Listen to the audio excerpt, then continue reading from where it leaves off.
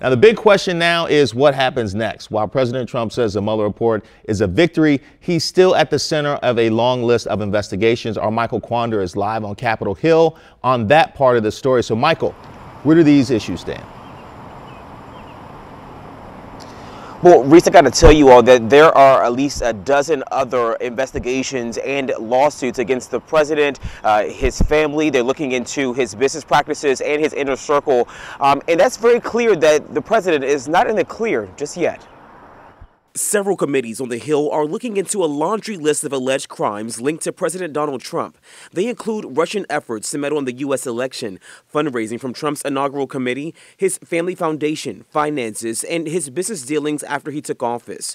Outside of Congress, President Trump is also linked to other ongoing investigations. One of the most well-known cases centers around Trump's longtime friend, Roger Stone, who was locked up in connection to the Mueller investigation earlier this year for witness tampering and lying to Congress.